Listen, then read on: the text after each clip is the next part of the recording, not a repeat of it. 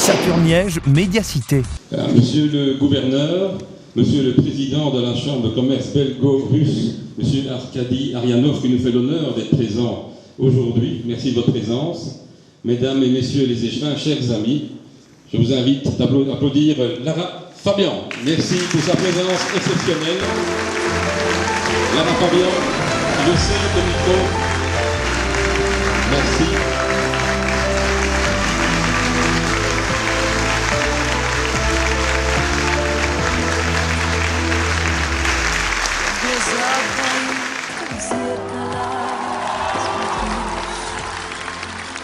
Отражение потери от твоего боюсь. Не хочу, чтоб ты лишь гостем был в сумраке ночей и судьбе. Lara Fabian, je suis très heureux de vous accueillir ici à Liège. Vous êtes chez moi, vous êtes aussi un petit peu chez vous. Vous me l'avez dit tout à l'heure, j'ai entendu, parce que vous êtes régulièrement au forum. Alors, l'esprit liégeois, tout d'abord, un petit mot. La joie de vivre, la légèreté, savoir faire la fête. Oula, surtout, c'est vrai, vous avez raison de le dire. Qu'est-ce qui vous a attiré comme ça dans l'esprit russe? Peut-être le fait qu'on partage passionnément les choses, les émotions. L'âme lyrique, l'âme slave, c'est avant tout une âme qui vit les choses un peu à l'extrême. Donc on a ça en commun, un petit côté, oui, tragédien, extrême, lyrisme, n'ayons pas peur des mots. Enfin, moi, l'aspect qui m'a le plus impressionné, c'est l'amour immodéré qu'ils ont pour la musique et de façon passionnée. Voilà, moi, c'est vraiment ce qui m'a touché le plus. Alors, l'aspect très carré, on fait les choses, on va au bout des choses, certes, mais c'est vraiment plus cette façon qu'ils ont d'aimer la musique avant toute chose, qui est très troublante.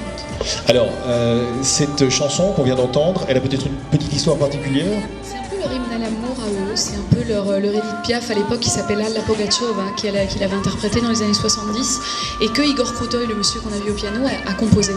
Et lorsqu'on m'a proposé de reprendre une chanson qui appartenait au patrimoine et en fait au cœur des Russes, on m'a suggéré cette chanson-là. Et c'est vrai que chaque soir je la chante, là j'arrive, j'étais en Russie il n'y a même pas 3 jours, et chaque soir quand je la chante il se passe quelque chose comme quand on entendrait, oui, une grande chanson de Brel ou une grande chanson d'Edith Piaf. Et alors, le russe, chanté, maîtrisé? Maîtrisé, j'ai dû... oui, j'ai un peu ramé quand même, parce qu'il y a Je voulais vous le dire, justement, c'est exactement ce que je voulais vous dire.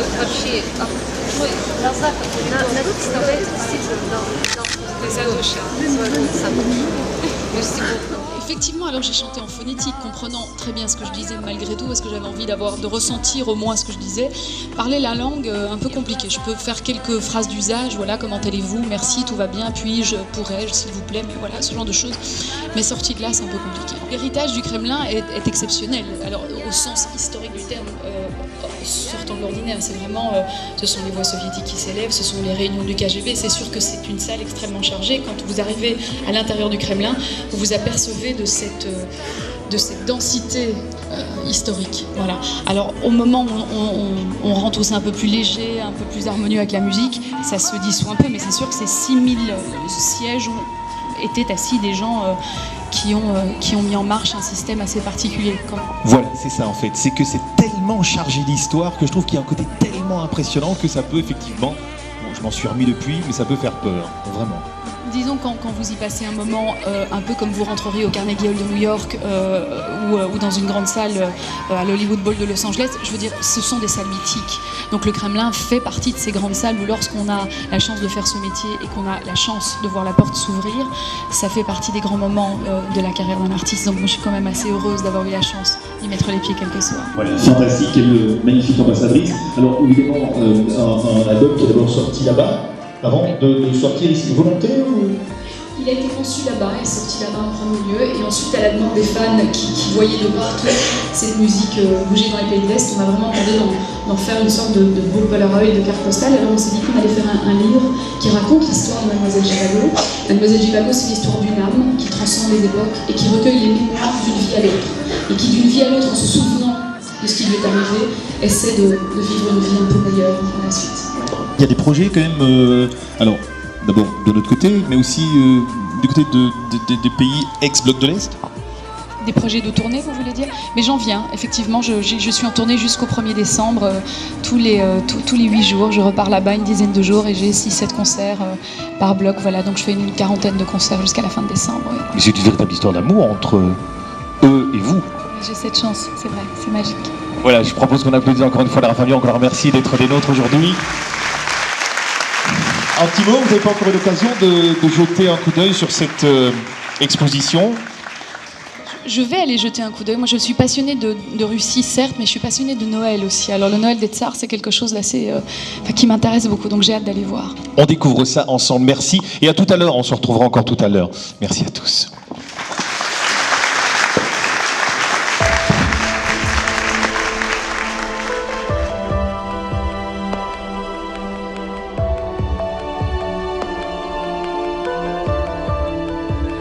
Cette voix, souviens-toi, tu l'écoutais, déjà tu l'aimais, c'était un ailleurs,